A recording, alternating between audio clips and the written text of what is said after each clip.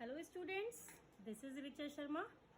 Today I will start a chapter of geography that is globe, latitude and longitudes. This is really very interesting chapter beta. The reason behind this that I am telling कि बहुत interesting chapter है बेटा. जो बच्चे अच्छे से start कर रहे हैं ज्योग्राफी को पढ़ना, ठीक बिल्कुल उनके लिए ये बहुत इंटरेस्टिंग चैप्टर है, क्योंकि उन्हें अभी कुछ नहीं पता है लैटिट्यूड क्या होता है, लॉन्गिट्यूड क्या होता है, बेसिकली अर्थ क्या होता है, कैसे चीजें काम करती हैं. ये आपका एक फाउंडेशन है ये चैप्टर, यहाँ से आपकी स्टार्टिंग पार्ट है. This is really very interesting chapter. In this video, I will tell you the basic introduction that what this chapter is all about. यहाँ पर हम ज्योग्राफी के कुछ बेसिक्स पढ़ेंगे. Globe, latitudes and longitudes. So first of all, the question arises, what is globe? What is globe? I will show you the picture of globe. That is globe. Okay. So my dear students, आप लोगों ने देखा होगा आपके घर में, आपके school में, अर्थ जो होता है वो पूरे यूनिवर्स में हमारा प्लेनेट कौन सा है? हमारा प्यारा अर्थ. अर्थ जो है बेटा वो रोटेट भी करता है, सन के आसपास रिवॉल्व भी करता है. तो रोटेशन एंड रिवॉल्यूशन अलग अलग फंक्शंस को परफॉर्म करती है. अब अगर उसको समझना है, उसकी कॉपी चाहिए. Copy in the sense replica. Replica means earth की कॉपी. अर्थ की कॉपी मीन्स ग्लोब. अर्थ की copy means globe. This is the replica. Okay. तो देखिए बेटा, जब हम ये स्टार्ट करेंगे अर्थ को समझना कि अर्थ में क्या होता है, कैसे होता है, वो हम लैटिट्यूड एंड लॉन्गिट्यूड की हेल्प से ही समझेंगे. ओके. सो हम धीरे धीरे अभी समझेंगे लैटिट्यूड एंड लॉन्गिट्यूड क्या होता है. इसके अंदर लॉन्गिट्यूड्स होते हैं, लैटिट्यूड्स होते हैं, एक्सिस होता है, पोल्स होते हैं. ये सभी प्रैक्टिकली एग्जिस्ट नहीं करते. ये इमेजिनरी लाइंस होती हैं. बेसिकली इमेजिनरी लाइंस क्या होती हैं? मतलब हमने इमेजिन किया हुआ है. जैसे ये एक ग्लोब है. Just a minute.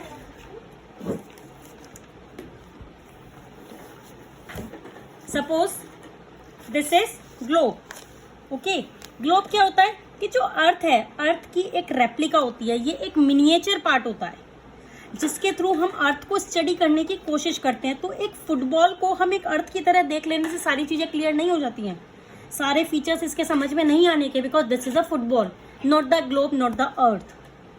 ओके. इसके बहुत सारे फीचर्स समझने होंगे हमारे को कि लॉन्गिट्यूड्स क्या होता है, लैटिट्यूड्स क्या होता है. आपको अगर मैं एक समझाऊं कि लॉन्गिट्यूड क्या होता है, तो बेटा आप ये देखिए,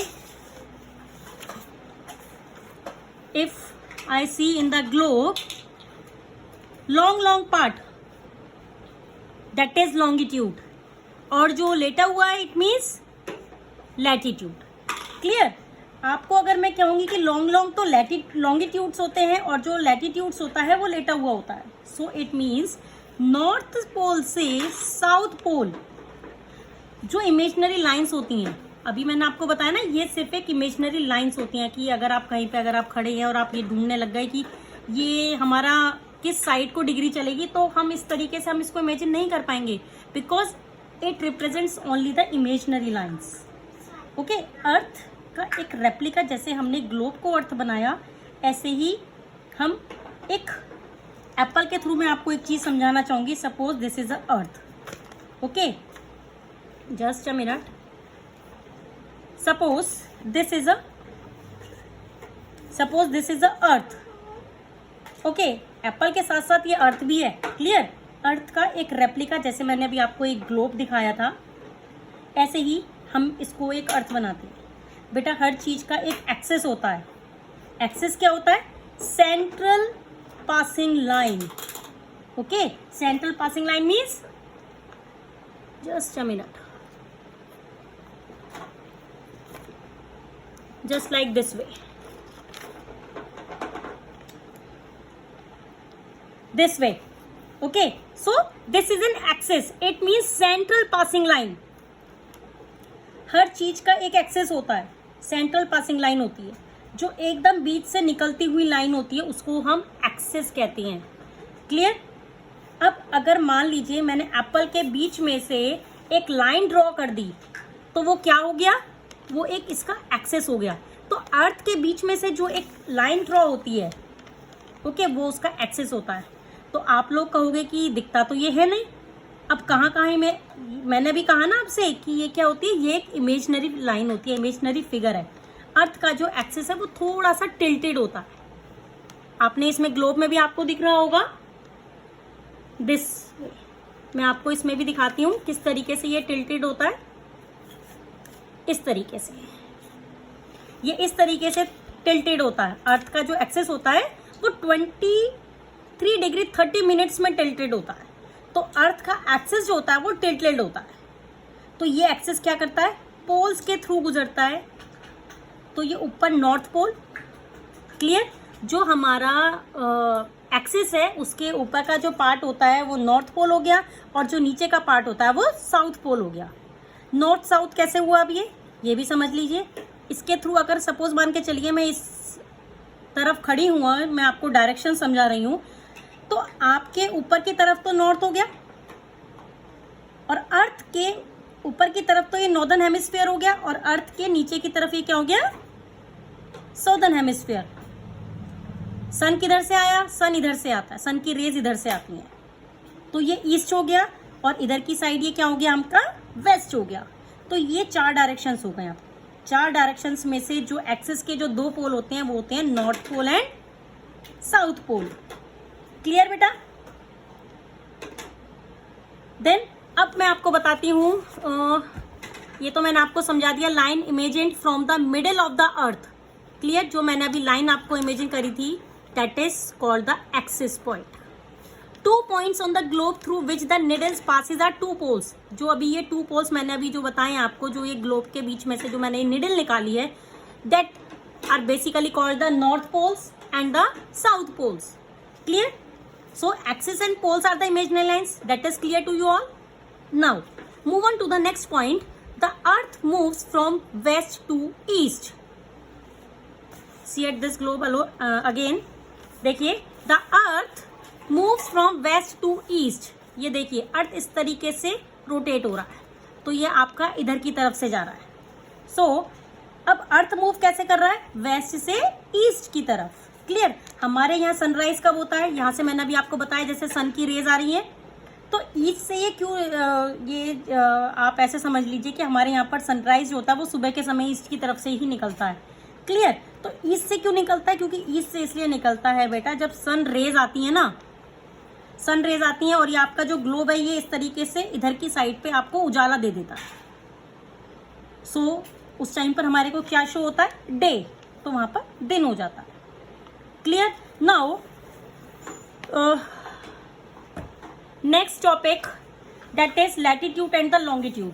ये क्या होता है बेसिकली, अगर मैं आपको सिंपल सी एक ट्रिक बताती हूँ, जैसा कि मैंने अभी आपको बताया भी था कि लैटिट्यूड क्या होता है, जो कि लेटा हुआ है, दैट इज लैटिट्यूड, और जो आपका ये लॉन्ग लॉन्ग है दैट इज लॉन्गिट्यूड। इस एप्पल में भी मैंने आपको बताया था,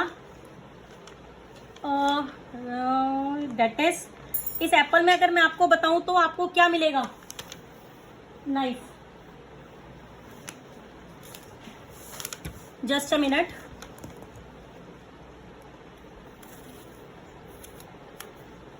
अगर मैं इस तरीके से,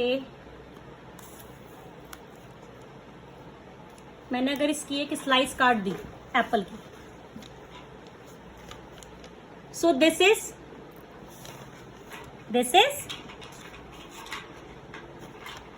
लॉन्गिट्यूड। इस एप्पल में आपको क्या मिलेगा, लैटिट्यूड या longitude, because this represents the 2 poles, north pole and the south pole. Clear बेटा? इसको अगर मैं काट देती हूं, मैंने इसकी एक स्लाइस बनाई, that is longitude because this represents this line. Clear? Okay, now we have to take another example of onion. Okay, ये देखिए,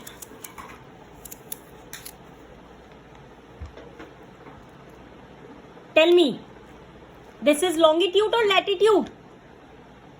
This is longitude, sorry, latitude beta. This is latitude. Why this is latitude? Because this represents the two main equal parts. और ये मैंने जैसा कि आपको बताया कि ये लेटा हुआ है, इट मीन्स मैंने अगर इसको इस तरीके से काटा तो दिस इज लैटिट्यूड। क्लियर। अब अगर मैं एक एग्जांपल लेती हूँ, अगर मैं इस ऑरेंज का ही अगर मैं एक एग्जांपल लेती हूँ, तो इसमें मैंने आपको, जैसा कि मैं आपको बताना चाहूंगी कि अगर मैंने इसकी एक स्लाइस काट ली जस्ट लाइक एन एप्पल, तो this is also the example of longitude, because क्योंकि उसकी वो जो स्लाइस जो कटेगी वो लॉन्ग वे में कटेगी। क्लियर बेटा। सो आपको ये चीजें समझ में आ गई होंगी, क्योंकि बेटा नेचर में ऐसी बहुत सारी चीजें होती हैं जो हमने एक इमेजिनरी लाइंस को कंस्ट्रक्ट करी है एक अर्थ को समझने के लिए। क्लियर। अब आते हैं हम ग्लोब के टू इक्वल पार्ट्स में। टू इक्वल पार्ट्स को ये डिवाइड करती है इमेजिनरी लाइंस। वो कौन सी होती हैं? अभी मैंने आपको बताया ना कि जैसे कि ग्लोब में टू इक्वल पार्ट्स डिवाइड कर देती है, वो क्या कहलाई जाती हैं? वो कहलाई जाती हैं लैटिट्यूड्स।